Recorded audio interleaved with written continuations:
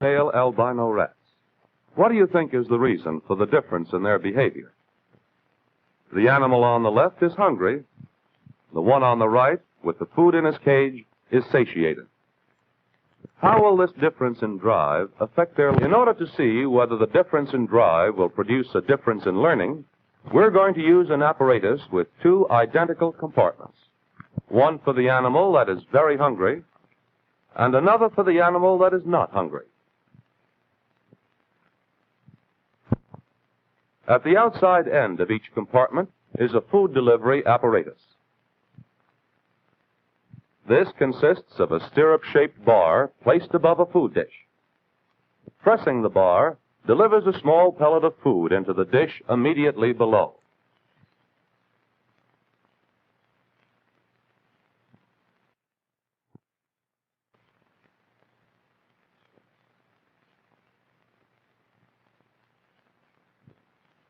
We will now put the hungry and the satiated animals into the apparatus and watch for differences in learning.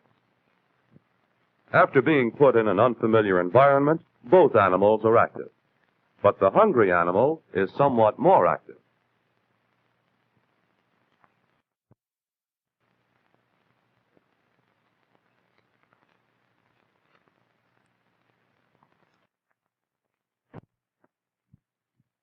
The hungry animal remains active, but as the satiated one becomes adapted to the new environment, he settles down and becomes inactive.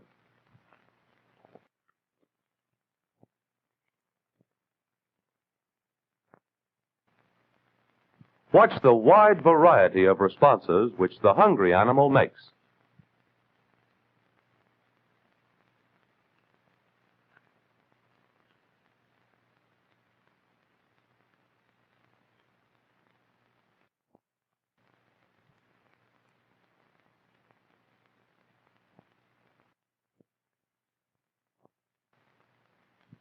Since each of these responses occurs without reward, it is soon displaced by a new response.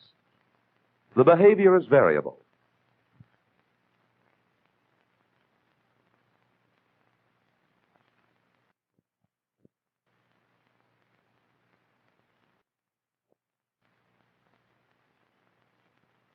What responses do you think the other rat is making? The satiated rat is inactive. But even if he had hit the bar and got a pellet, food would not be a reward without the drive of hunger. The hungry rat is active. He stands up near the bar, but just misses it. The correct response of pressing the bar cannot be rewarded and learned until it occurs.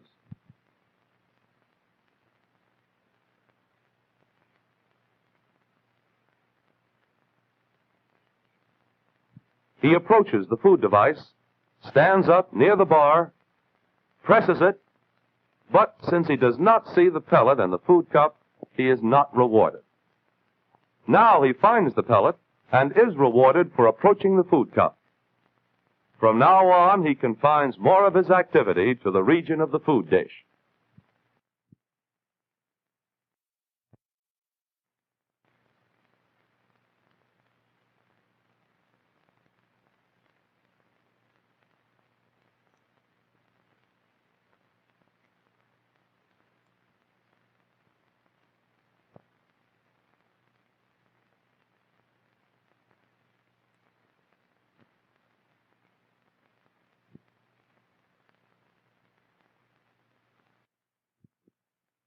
At last, he hits the bar and gets an immediate reward. Has he learned? Will it take him as long to press the bar the next time?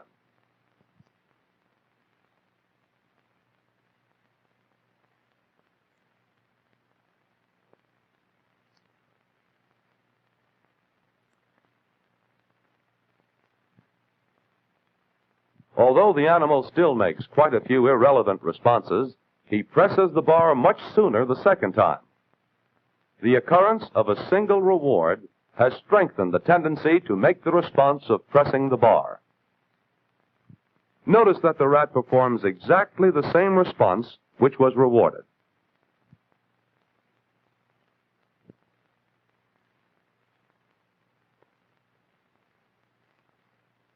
In the next trial, you will see that coming up to the bar from a slightly different angle, the rat makes a new response. He goes around the side of the stirrup instead of down through it.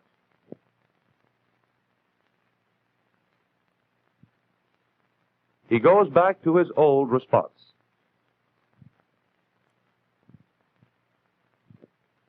He still makes a few irrelevant responses.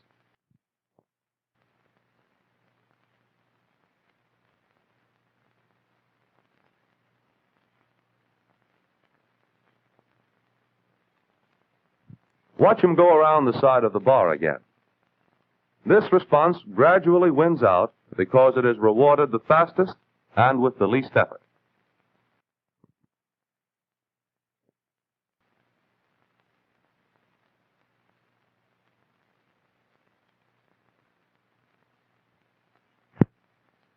On the next trial, you'll see that the animal starts down to the food dish before he has pressed the bar hard enough to get a pellet. He makes several anticipatory errors which are not rewarded and regresses to his old response of diving through the stirrup.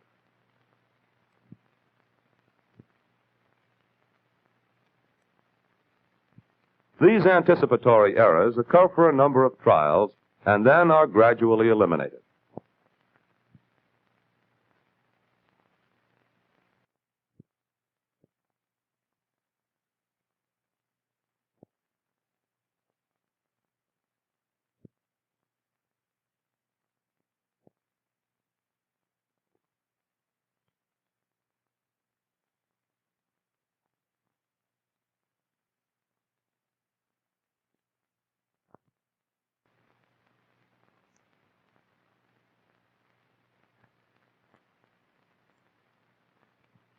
After several more trials, which are not shown in the picture, the hungry animal has eliminated irrelevant responses. He has learned to press the bar efficiently. Now, what do you think the satiated animal has learned to do?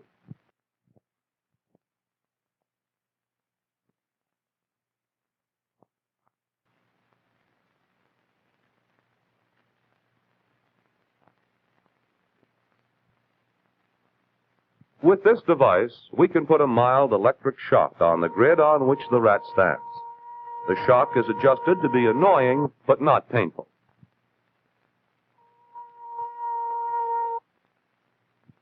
Shock is on. Shock is off. Pressing the stirrup bar turns off the shock. Although the shock is not strong, you will see that it supplies enough drive to produce a radical change in the behavior of the satiated rat. He hits the bar, the shock goes off, and he's rewarded.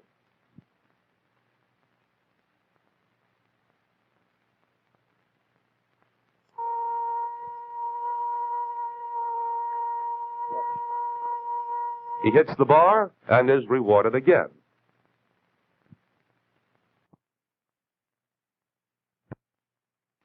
After a few more trials, which are not shown in the picture, he has learned to press the bar quickly as soon as the shock goes on. In fact, when a drive is supplied, the satiated animal learns even more rapidly than the hungry one did. This is because the drive produced by electric shock is stronger than hunger. It makes the rat more active and can be reduced more quickly and completely. We have demonstrated that the satiated animal is not innately stupid or lazy. All he needs is a little motivation.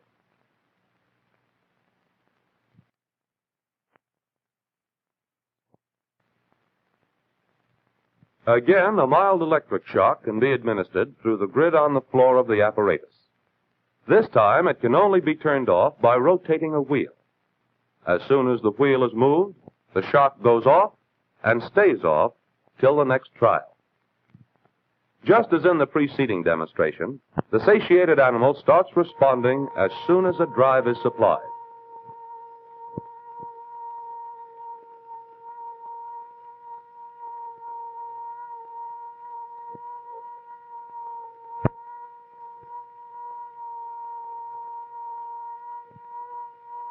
The end of the punishment reinforces the response.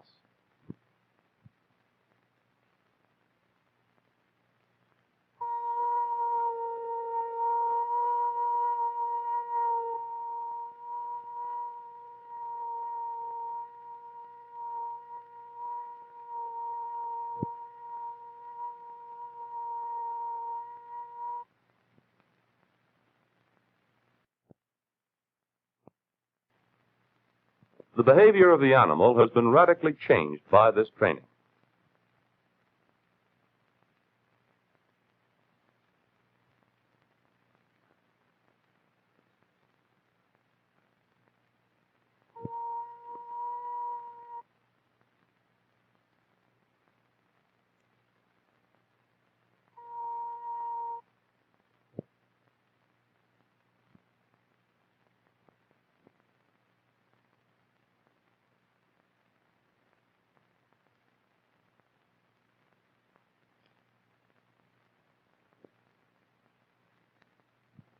After training of the type you have seen, this animal has learned to bite a rubber tube as soon as the shock goes on.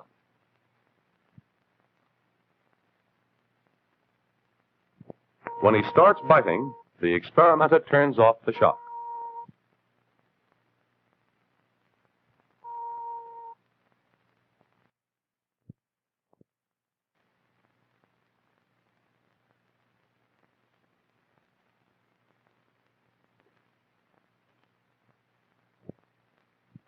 Responding to another animal by striking him can also be learned. These animals have already been trained. The experimenter turns off the shock as soon as they strike each other.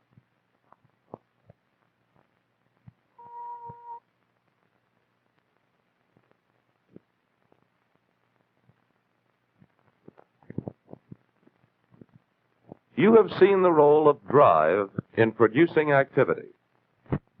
The hungry animal is active. The satiated one is not.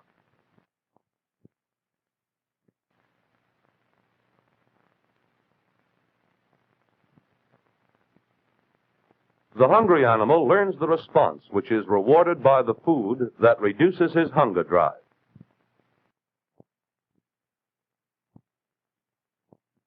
The satiated animal is inactive. Without hunger, food would not be a reward, even if he got it. Therefore, he does not learn. But when a drive is supplied by giving him a mild electric shock, he suddenly starts responding and quickly learns the response he was making when the shock went off. Motivation and reward are crucial factors in learning.